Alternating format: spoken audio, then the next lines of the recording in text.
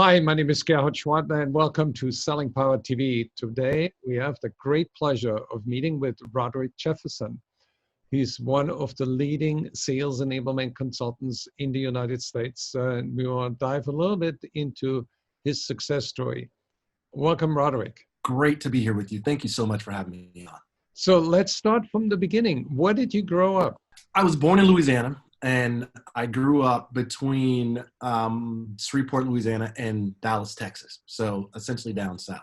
Living in the projects, seeing all kinds of heinous atrocities around me, but was fortunate enough to have an incredible family unit that, one, sheltered me from a lot of that, and also made sure that there was a foundation of family, friends, fun, and faith in place. What kind of adversities have you encountered, and what have you learned in terms of your bag of tools that you're using today to deal with adversity? Later in my life, I moved from living in the South to California, and that was a big transition.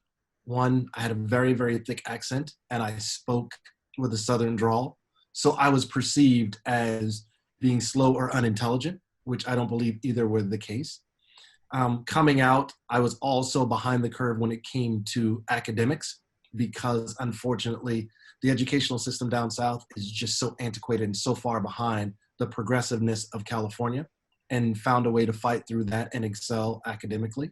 Adversity comes in a number of ways, and I've seen it at the minimal level, and even sometimes just based upon simply the color of my skin. When it comes to adversity, can you explain some of the principles that other people need to learn, especially in this tough time right now with COVID and with the protests about Black Lives Matter, and also with the anxiety that we are in a recession, that it's much harder to make a living and much harder to pursue happiness as all Americans want to achieve. For those that are in a position of privilege and power, what I would ask them to do is first listen, understand what's going on out there. Find some folks that have dealt with these situations, ask questions to learn, not to ask more questions. The second thing I would say is learn, and that is learn what is wonderful about the differences within people. I find it often difficult when I hear people say, I don't see color.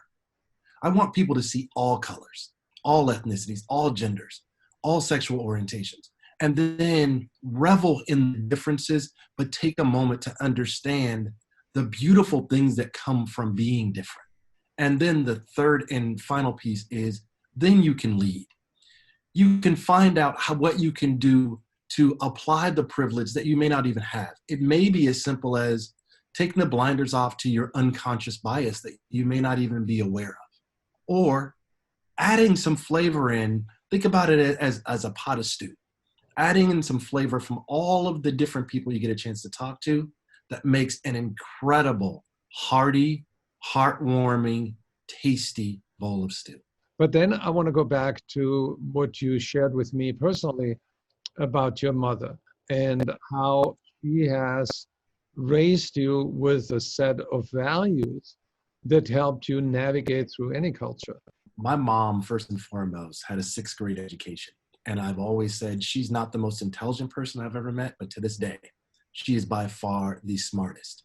And simply because she understood and she appreciated people first and foremost. She's the one that taught me that titles are just something you put on a business card or on social media today. And living that way, she said, let's think about this. Do you know when your CEO goes on vacation? I said, I have no idea when he's on PTO or she's on PTO. And she said, well, let's find out who's really important. What if the garbage man, what if the plumber didn't come for 2 weeks? Who's really important in this world? It's the people that we now call essential that before were simply invisible. So again, she's one of those people that you have to fight really hard to find someone with a negative word about her. And the thing I find most impressive is it's because she was real, she was authentic, and she was caring first and foremost about people. Tell us a little bit more when you discovered you were in a magic, which at one time was athletics and playing basketball. It started out as just something for fun, and I fell in love with it like I have loved nothing even to this day in my life. It completely changed. Then it became a way to pay for school, and it opened up doors and opportunities.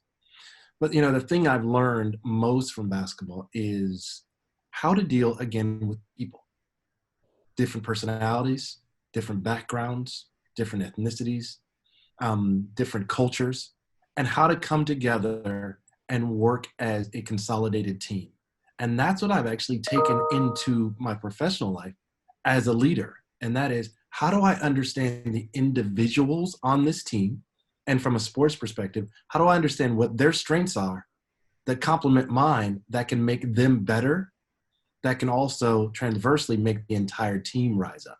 How did you transform that winning spirit um, from sports to winning as a team in sales, and then winning as help other people win in a sales enablement function?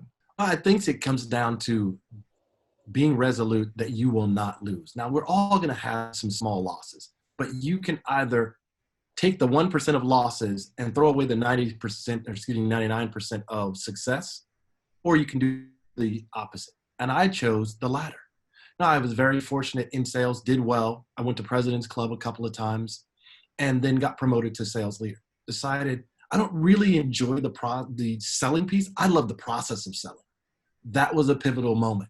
And then I transitioned into sales training early on, because it was a lot of rudimentary templates and Word docs and Excel files and such. And then I found what I call my candy bar job. And that is the job that if they would only pay you in candy, which happens to be Reese's Peanut Butter Cups for me, you would still do that job. So you're not doing it for the compensation, although that's important. You're doing it because there's a part of you and your soul that you need to feed. So the compensation will feed you and your family.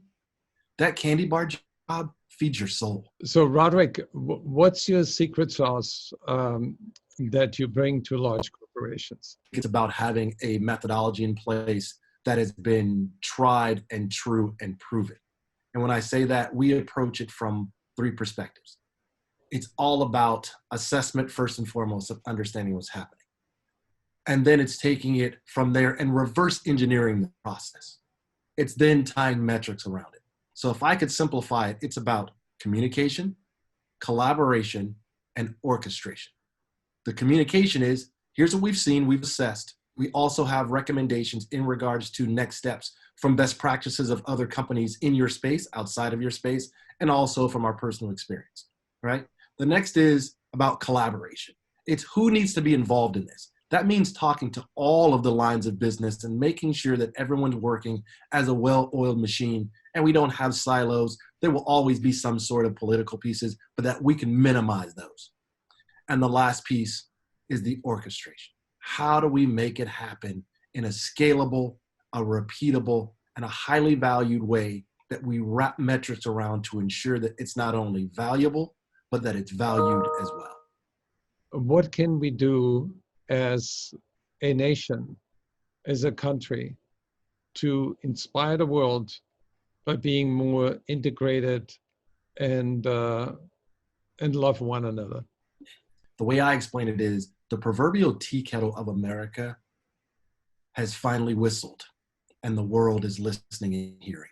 And we're all in this thing together. Sounds so cliche, but it's true. Listen. Go and ask someone that doesn't look like you, that doesn't have the same thought process as you. Ask questions like, how has this impacted you? How is this experience different for you personally than someone else? What can I do as an individual ally that can actually add to the cause? The next is learn. Learn about things that are different and learn about adversity, not just the beautiful things. Because there are some stories that all of us can tell that would probably make a lot of people shiver. And the third piece is then lead. However you choose to do it, whether you go out and you peacefully protest, whether you write letters to your congressman locally, to your senators, to the president, to outside of the country, to your rulers, whoever that may be. or if it's just taking the action of saying, I'm going to do what I can do individually to change the way of life and potentially generational change for one person. And the final thing I'll say is learn to give just to give. It's well said. Random acts of kindness. Absolutely.